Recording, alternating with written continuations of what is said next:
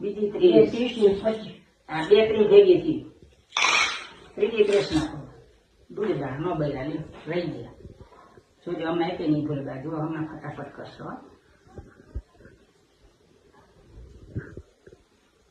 આ 25